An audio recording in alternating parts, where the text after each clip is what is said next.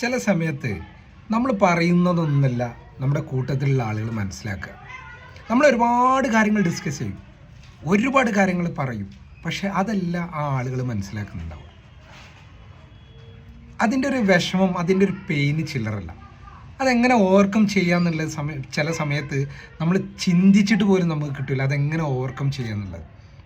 ഒരു കൂട്ടത്തിൻ്റെ ഇടയിൽ നമ്മൾ ഒറ്റപ്പെടുക, നമ്മൾ കൂട്ടത്തിലുണ്ട് പക്ഷെ നമ്മൾ ഒറ്റപ്പെടുക, അതൊരു വല്ലാത്തൊരു പെയിൻഫുൾ ആയിട്ടുള്ള കാര്യമാണ്. നമ്മൾ ഭയങ്കര സീരിയസ് ആയിട്ട് ഒരു കാര്യം പറയുന്നത് അത് പോയിട്ട് തമാശയായി മാറുക. നമ്മൾ വളരെ സിമ്പിളായ ഒരു കോമഡി പറയുന്നത് അത് ഭയങ്കര സീരിയസ് ആയിട്ട് മാറുക. എവിടെയാണ് നമുക്ക് തെറ്റുപറ്റിയെന്ന് നമുക്ക് മനസ്സിലാവുന്നില്ല.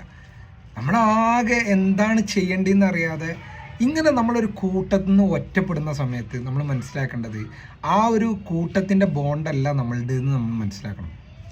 നമുക്ക് പറ്റിയ ഒരു റിലേഷൻഷിപ്പ് അല്ല അത്. അത് നമ്മൾ മാറ്റി ചവിട്ടണം എന്തായാലും. എത്രയൊക്കെ നമ്മൾ കിട്ടിട്ടും നമ്മളിങ്ങനെ ഉറച്ച് ഒരു കാരിരുമ്പ് പോലെ നിൽക്കണം എന്നൊന്നുമില്ല, അത്ര സഹിക്കണം എന്നൊന്നുമില്ല.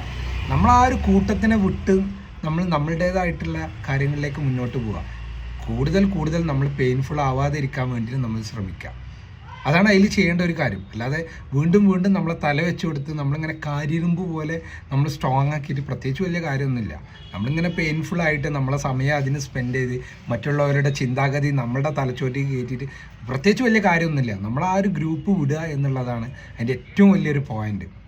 ഇങ്ങനത്തെ അനുഭവങ്ങളൊക്കെ നിങ്ങൾക്കും ദൈനംദിനം ഉണ്ടെങ്കിൽ നിങ്ങൾ മനസ്സിലാക്കുക, അത് നമ്മളുടെ ബോണ്ടിന് പറ്റിയുള്ള കൂട്ടമല്ല, ഗ്രൂപ്പല്ല. അവിടുന്ന് പെട്ടെന്ന് നമ്മൾ പുറത്ത് കിടക്കുക.